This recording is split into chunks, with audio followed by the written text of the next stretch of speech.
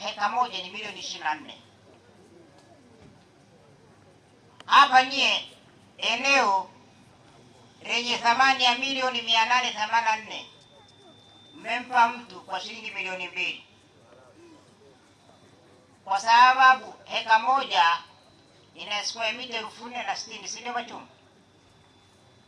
Ina square mita 4060.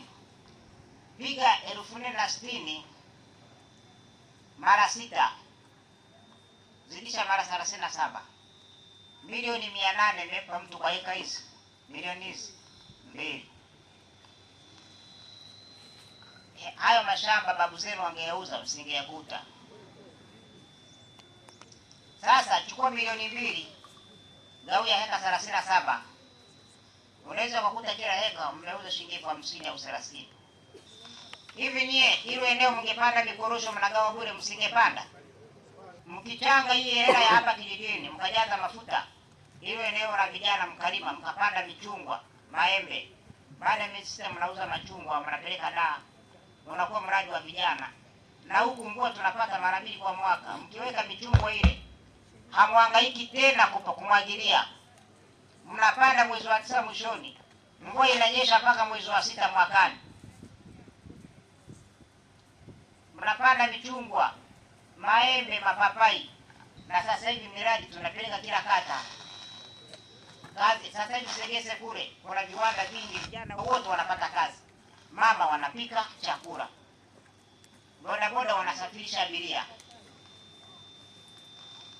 watu wanafanya vibarua, mzunguko. Kiwanda kinaajiri watu 100, tuseme hapa kijini watu 100, pap, ajira. Wale ni ajira ya kudumu, bado vibarua zaidi ya 200. Hamjapata faida.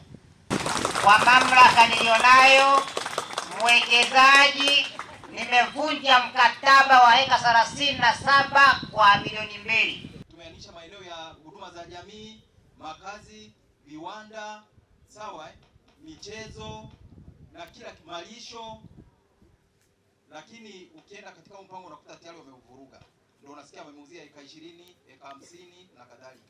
Niombe kwamba tuheshimu mpango wa matumizi bora ya ardhi ya kijiji unaokuwa umetolewa, kwa sababu unaandaliwa kwa gharama kubwa, lakini vile vile unatumia muda mrefu wa watumishi kushinda katika maeneo hayo na kupanga mpango ambao unaokwenda bila kutekelezwa katika kijiji husika. Nimuombe mwenyekiti, kama mpango upo katika kijiji chetu cha Kidugaro, nitaomba nipate hata kile kitabu chake, nafikiri mtakuwa nacho, ili tuweze kuangalia haya mnayo yaongea kama je yanafuatwa au mnauza maeneo tofauti na maelekezo ya mpango wa matumizi bora.